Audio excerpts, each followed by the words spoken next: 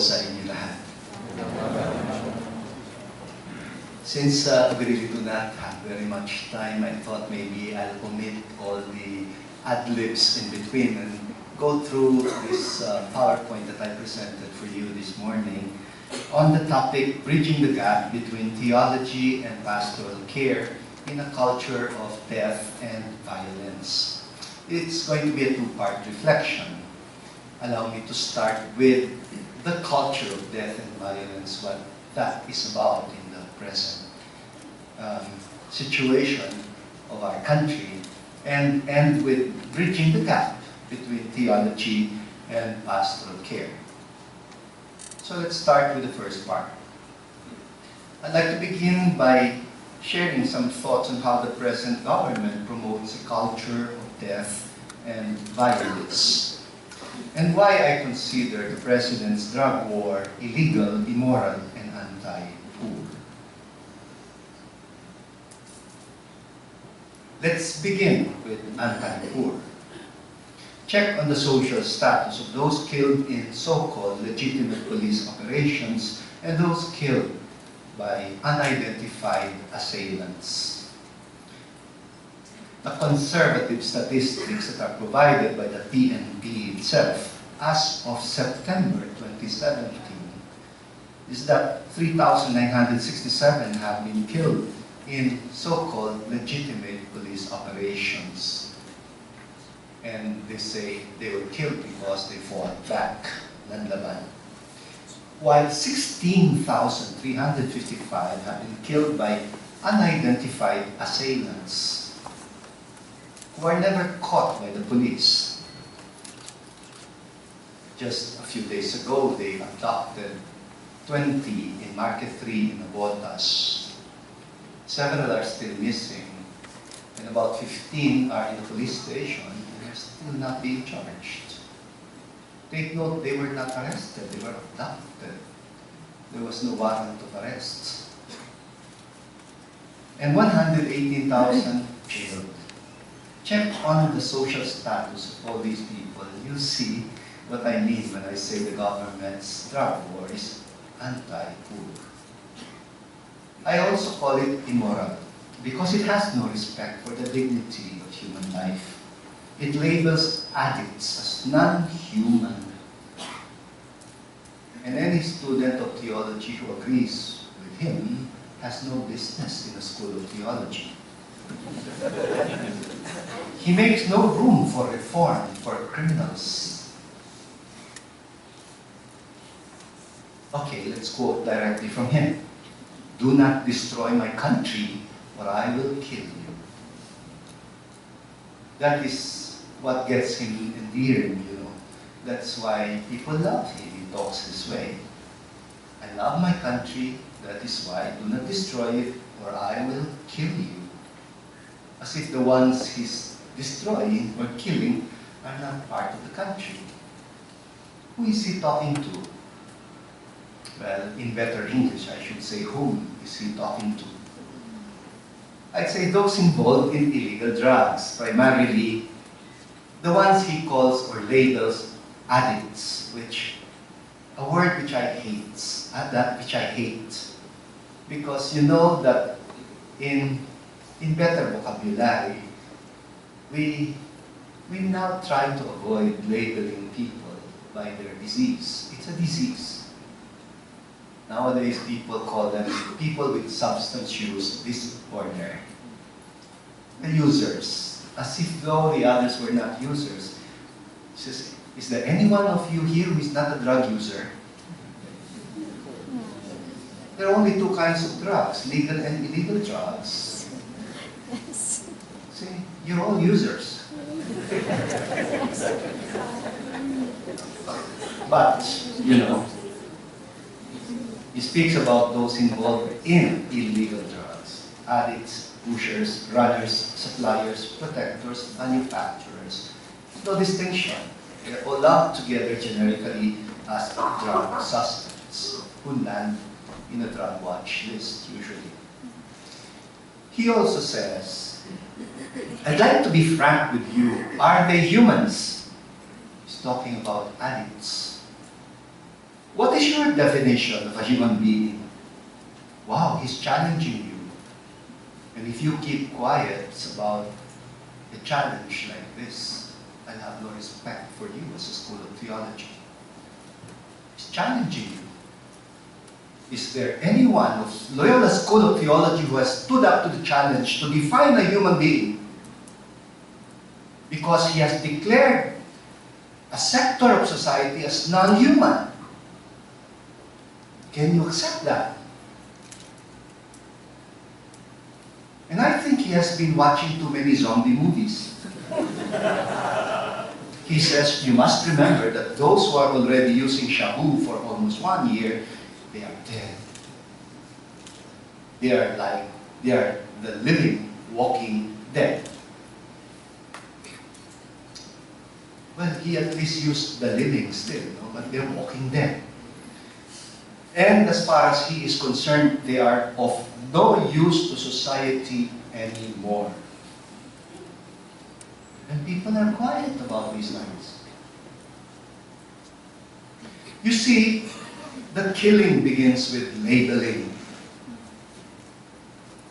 It begins with their inclusion in the so-called drug watch list, which is very generic. They are merely called drug suspect, as if we didn't know what a suspect is supposed to be. The effect of the labeling is othering. Othering. These are other than you, other than your family. These are the people I protect your families from, so that when these people are neutralized, that's not about you, it's about them. It's about other people. That is why people silently agree. Oh, he's protecting me. It's the easiest way to keep people quiet when those who are labeled are killed. The death squads, too. I will not mince words about who they are, because they're not seen by the police. I've always demanded at least one single case where they are able to resolve a death under investigation. There's no resolution. The death squads, they enter and exit our urban poor, informal settler communities freely. They pass police stations, but they are invisible. I do not know why they are not seen. They're not apprehended. They're never arrested. They have bonnets covering their faces. The last abduction I was telling you about, they split up. The people who were doing the abduction, they split up, and a portion of them covered their faces with bonnets. And the others, they also covered their faces with sacks. Those others are still missing. We do not know when they will appear dead on a street alley with torture marks. But they're drug suspects. In the case of the death squads, the labeling is done after the killing. After they kill them, they put labels. Drug pusher, wag pamarisa. You see, death and violence and the culture of silence is becoming the in thing. We're told that 78% of our people believe that extrajudicial killings are actually happening. But 84% continue to support this drug war. Is there a disconnect somewhere? Could this mean that majority of our people support the drug war, but not in the way it is being fought? Meaning through extrajudicial killings? I'd be happy if it is that, and I wish to God that it is this. Or could it mean majority of our people support the drug war and do not mind the way it is being fought? That's what I'm afraid about. Meaning, they silently agree that the drug suspects who have been killed actually deserve to die. and that the violence is inevitable. It is a war, people. What war is not violent, you would say? It is inevitable. They are collateral damage. Finally, I call this drug war illegal. And I need support from people who are knowledgeable in the law for this. I must admit I'm not a lawyer.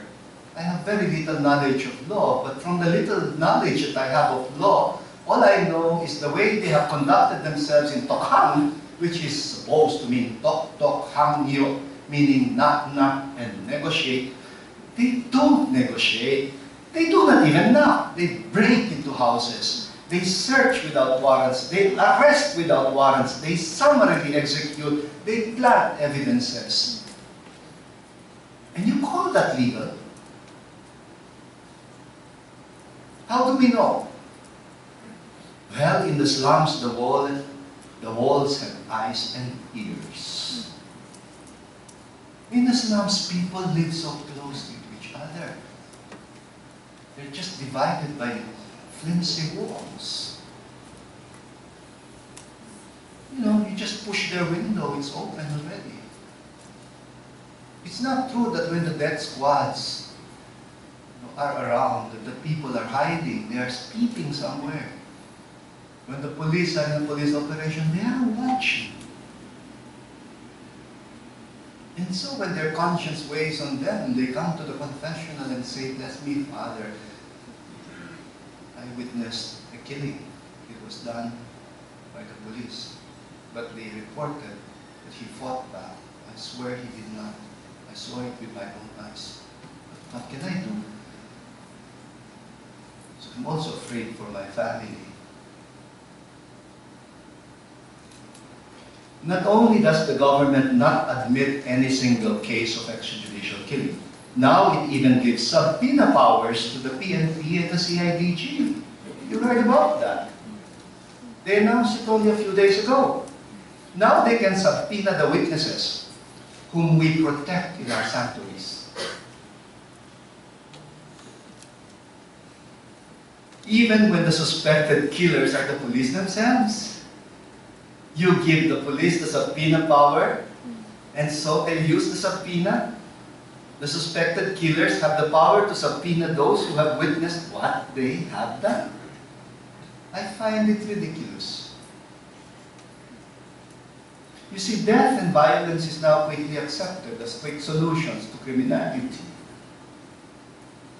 That's what we get for trying to look for a strong man who will make shortcuts, because we've always hated all the red tape and all the bureaucracy that has made government so inefficient. And we have swung to the opposite end of wanting to make shortcuts. Now he's making shortcuts and people are silently rejoicing. Is this the kind of government we want? Violence for violence. He said, and I quote again, he said, "Criminals cannot be reformed. The basis of all law is the law of the jungle." I almost fell from my seat when he defined the law of the jungle. I always knew the law of the jungle as random variation and natural selection, or simply survival of the fittest. But he said, the law of the jungle is an eye for an eye, a tooth for a tooth. And I was amused. That's not the law of the jungle. That is Lex Talionis. It is the name of his fraternity. The fraternity he belongs to at San Beda, with all due respect to anyone here who's a graduate of San Beda. The law of retaliation, an eye for an eye, a tooth for a tooth, violence for violence. He also says, if they resist arrest, kill them. And resisting arrest includes running away. I've heard that many times. The police knocked Bishop, they knocked. And he really knew that he was an abuser. He was so nervous, he jumped out of the window. They ran after him. They were able to corner him. He had his hands in the air saying, "Please, sir, my children are still very small. Bang, bang, bang. Because he resisted arrest. You see, criminals cannot be reformed, and if you cannot reform them, you get rid of them. Now let me go to part 2, bridging the gap between theology and pastoral care. Question, is there really such a gap? Answer, only if pastoral care is not made the locus for doing theology. Then there would be a gap. Question, can theology be done outside the context of pastoral care? Answer, yes. Pope Francis calls it theological narcissism. And I hope you're not engaged in it. The kind of theologizing produced by a church that is self-referential. A new vocabulary that he has introduced for theologians. When the church exists only to serve herself, not to serve the world. Pope Francis said in that famous speech which he delivered when he was still Jorge Mario Bergoglio at a conclave, it wasn't supposed to leak out, but it did, unfortunately for him.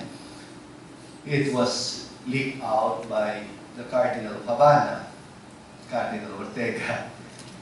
He was so impressed by the moving speech. And you know, I've tried very much to persuade Cardinal Chito to share his speech, because they all delivered little 3-minute speeches. Apparently, Bergoglio's speech was well applauded. It moved them. That is why, you know, it's very dangerous to make suggestions in the church. You get elected to do it. He probably said after that, me and my big mouth. He said, when the church does not come out of herself to evangelize, she becomes self-referential and gets sick. The evils that over time happen in ecclesial institutions have their root in self-referentiality and a kind of theological narcissism. And at some point he alluded to the Porta Fidei. Remember, that was the year of faith. That year that Pope Benedict resigned. And he issued an apostolic letter entitled Porta Fidei to inaugurate the year of faith. Remember how it opens? He said, the door of faith is always open. It was very optimistic. And he quoted Revelation 3:20. That Jesus is knocking at the door. And Pope Francis said, in Revelation, Jesus says that he is at the door and knocks. Obviously, the text refers to his knocking from the outside in order to enter. And what follows almost made the cardinals fall from their seats. He said, but I think about the times in which Jesus knocks from within so that we will let him come out. They were shocked. He said, the self-referential church keeps Jesus Christ within herself and does not let him out. You see, the real gap is between the church and those she is called to do pastoral care for. The gap in the church between theology and pastoral care is indicative of a church that has capitulated to the existential gaps in the world. Let me refer you to Luke 16:26, the parable of Dives and Lazarus, the rich man and Lazarus. Remember what Abraham said to the rich man, between us and you is a great chasm. I'm sorry for the millennials. This is probably not in your vocabulary. It's archaic English. Gap would have been the better term. Between us and you is a gap. But the word used is chasm, a great chasm. preventing anyone from crossing who might wish to go from our side to yours or from your side to ours. The chasms, namely the gaps, that we have so efficiently established in this world, the chasms of apathy, the chasms of indifference. The kind that says, when? When, Lord? When did we see you hungry, or thirsty, or naked, or ill, or in prison, and not minister to your needs? The gaps that prevent us from seeing the needy also prevent us from seeing the Lord.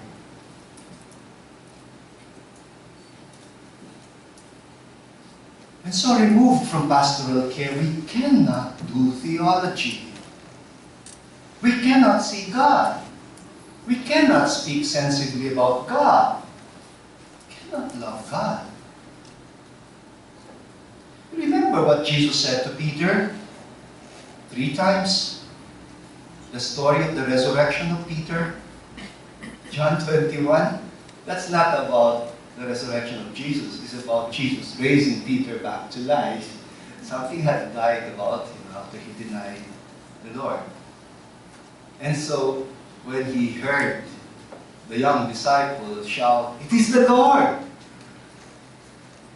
he did not have faith anymore. He had to jump into the water. He wanted to disappear. But Jesus gets him out of that water and breaks bread with him. Afterwards, after the silent breaking of bread, he would look into his eyes and say, "Do you love me?" And he had to ask it 3 times. He rubbed it in. And at each time he said, "Feed my lambs, if you do love me." Meaning, if you don't love me, don't even bother. Don't even bother to come near my sheep. It's pastoral care. Only in the context of pastoral care can we do theology meaningfully. But you can do theology meaninglessly. It's okay. Outside the context of cura pastoralis, it becomes meaningless. It becomes self-serving. Again, the Pope says, or Bergoglio said before, just hours before he was elected Pope, when the Church is self-referential, inadvertently she believes she has her own light. She ceases to be the mysterium lunae, the mystery of the moon. The moon doesn't have its own light. It only reflects the light of the sun. Just as we don't have a light of our own in the Church, if we become merciful, it's because the Lord has mercy on us. And that gives way to the very serious evil, he says, of spiritual worldliness, which, according to the Lubac, is the worst evil that can befall the Church. Spiritual worldliness. It lives to give glory only to itself. And there have been many stages in the history of the Church when we tended to be like that. To live, to give glory to ourselves. But every now and then, the Lord has a way of disturbing our triumphalism. Just as that guy, Innocent III, that the Archbishop Katya referred to, was the guy who was disturbed by St. Francis of Assisi. Innocent was supposed to have ignored Francis, who was at the gates of the Vatican, like Lazarus with festering wounds. But somehow the Lord was able to cross the chasm, and Innocent knelt down and said to Francis, "You put us to shame. Your poverty puts us to shame." And he said, "Go." Put simply, there are 2 images of the Church. The Church which evangelizes and comes out of herself. The Dei verbum religiose audiens et fidentes proclamans. And the worldly Church, living within herself, of herself, for herself. I call this the selfie church. Yeah. Incidentally, when somebody makes a friend request to you on Facebook, check out the photos in his own page. If the photos are all selfies, beware of that person. That person is not interested in you. He's not even looking for friends. Well, this happens when the church looks at herself as a community of the saved, but not as a saving community. When, like the elite Pharisees in the time of Jesus, she becomes a community of the separated righteous ones. That's how the Pharisees behaved. That is why they were called Pharisees, the separated ones. They separated from the sinners because they thought they were righteous. That is why they were grumbling when they saw Jesus eating with tax collectors and sinners. And that is why Jesus addressed the three parables of mercy to them: the lost sheep, the lost coin, and the lost son. But the Pharisaical tendency, which is very strong in the Catholic Church as well, deliberately distances from sinners, from the last, the least, and the lost. The Pharisaical tendency will restrict communion, will restrict the Eucharist only to the righteous. You fail in your marriage, you got out of that marriage, you have more rights to receive communion. The Pharisaical tendency will make you believe that you have to separate from the world in order to achieve holiness, as if though the world were so bad. God created this world, and the world is supposed to be good. There is something heretical about it. It sounds very orthodox, but heretical. The deep chasms exist between the church-going Filipino Catholics and the unchurched Filipino Catholics. And I do suggest, if you as a School of Theology are interested in the endeavor, to take part in bridging the gap. Huge gaps exist between the regular clients who come to our parishes and the majority who remain in the margins. Not only the margins of society, but also in the margins of the church.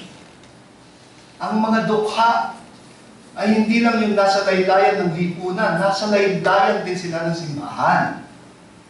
They come to church during simbang gabi, but they will not enter the church. They will not even stay around the church. They will stay at the patio of the church, sitting around the plant boxes. They remain in the margins. Let me now end with the pastoral care in Caloocan, how the drug war made me understand the Pope's notion of a self-referential church. You know, St. Paul calls the church the body of Christ. And let me quote, he says in 1 Corinthians 12, verse 12, "As a body is one, though it has many parts, and all the parts of the body, though many, are one body, so it is with Christ." And he says, the implication of this concept of the church's organic unity is, if one part suffers, all the parts suffer with it. Verse 26a. In Tagalog, our equivalent for this is, ang sakit ng kalingkingan, ramdam ng buong katawan. The pain of a part is felt by the whole. Is that right? Not always. It's not always true. Such as when the body is sick, as when some parts get infected by a disease that makes them numb to the pain of other parts. And so Pope Francis has reason to believe that sometimes the church gets sick as well. The pain of compassion is a good sign of a healthy body. Just as pain is a good sign of a healthy body, physical body. You know, you should be glad when you feel pain, because pain is an indicator that the body needs to repair itself. The body has its own self-repairing mechanism, and pain is part of it. We must be grateful to God for pain. Indifference is a clear sign of a sick body.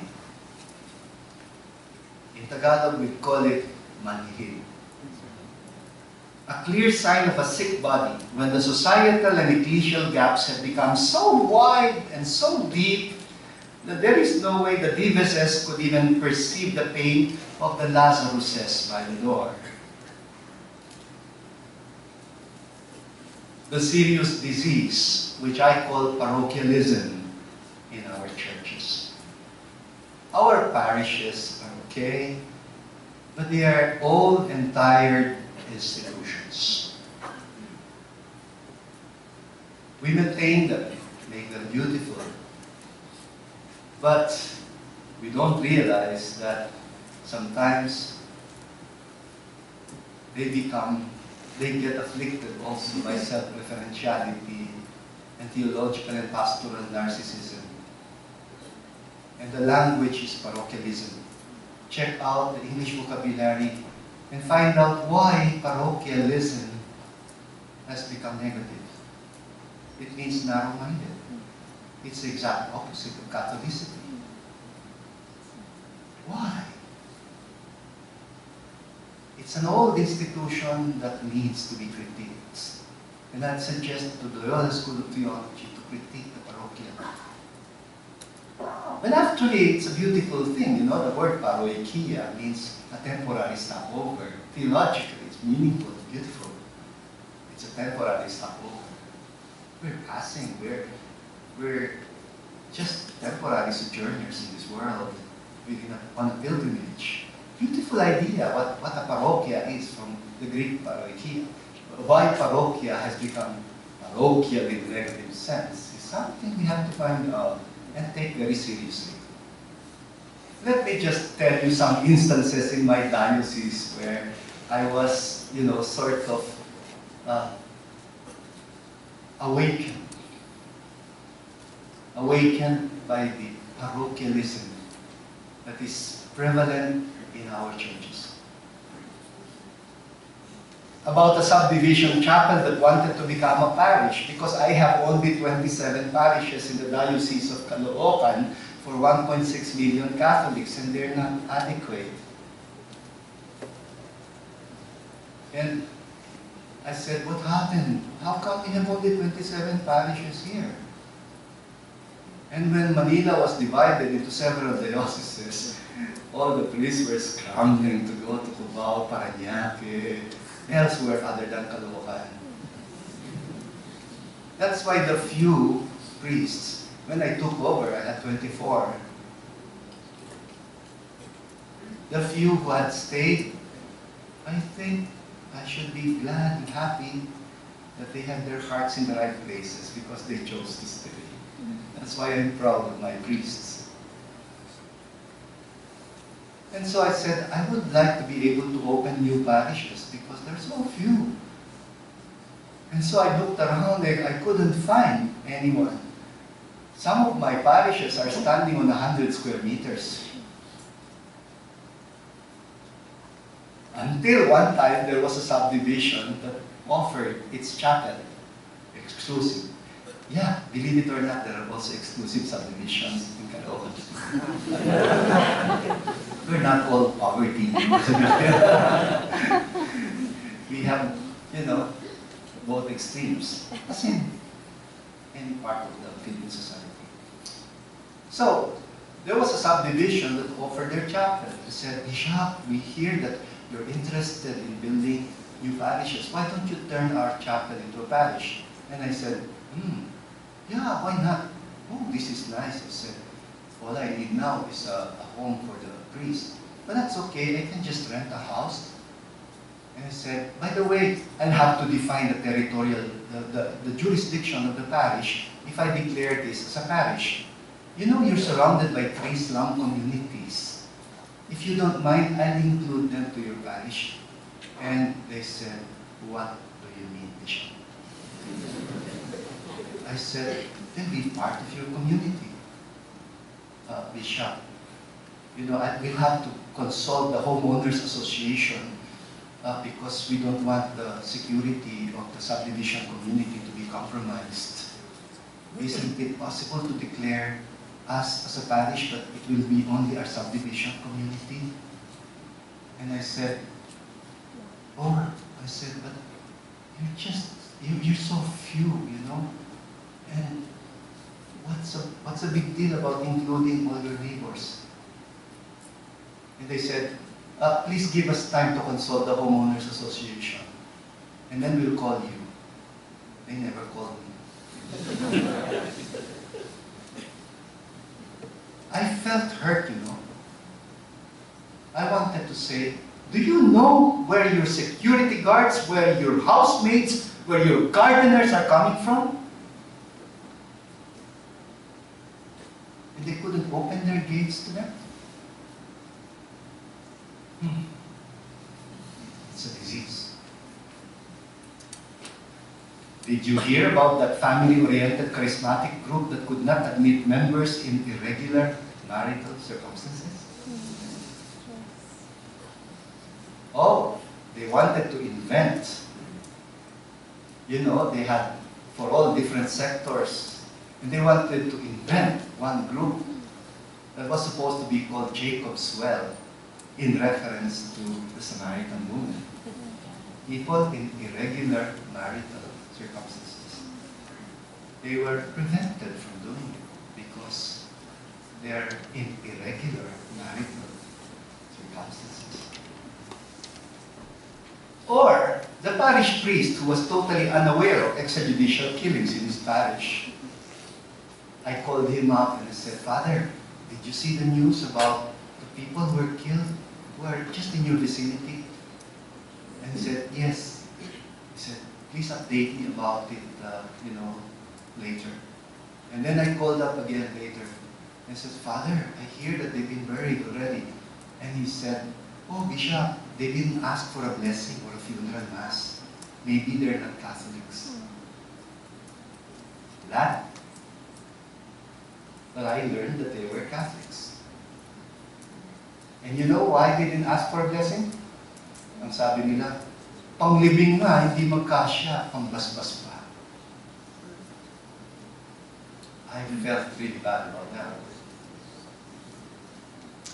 Or the parish volunteers who refused to include in the parish feeding program the unruly street children.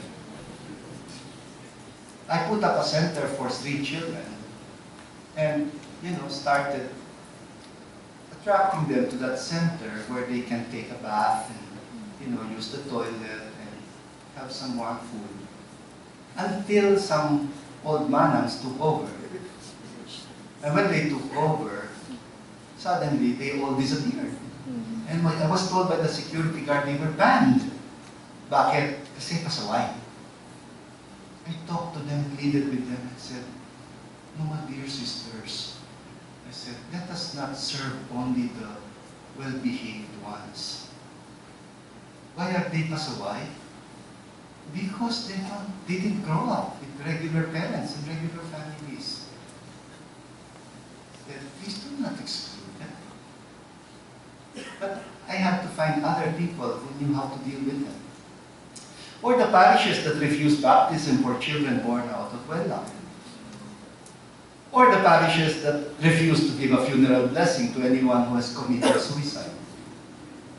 Oh, I have met a lot of stupid parish priests. He committed mortal sin. According to church law, people who kill themselves have committed mortal sin. And so they're not supposed to be given a blessing in the church. They still do that. I said, Father, why don't you check out your catechism? And find out that, it is a sin to take one's life if you are in the right state of mind. And there are very few people who kill themselves who are in the right state of mind. the least that you could do is to express compassion, care for the families who are traumatized by the experience. Please do not say they killed themselves. Depression killed them. They're victims. Is that difficult to know? Or the barangay chapel that was deprived of Sunday Mass because they defied the order of the Diocese and the Theological Commission. Now, they're ordered to stop the pabasa ng pasyon. They're ordered to stop the pabasa ng pasyon by Wednesday evening. They defied that order and now they're deprived of a Sunday Mass. Kasi daw, when it's already time of the Paschal Triduum, they have to follow the regular liturgy of the church as if everybody could fit in that small church to participate in the Paschal Triduum. And these people are coming from the fringes. And in the absence of a church service, if they engage in a pabasa ng pasyon, that's all they can do to sustain their Catholicity. You will deprive them? They cannot understand that mentality. So you see, was Abraham right? Let me end with this. Was Abraham right in saying that the chasm between Dives and Lazarus was permanent and unbridgeable? I don't want to end and make you feel depressed. Yes, there is no way we can cross the chasm by ourselves. But no, only God has the power to cross the chasm, such as when He descends into heaven, such as when He empties Himself in the kenosis of incarnation, passion, and death. Jesus is the bridge. And His song to humankind is, like a bridge over troubled waters, I will lay me down.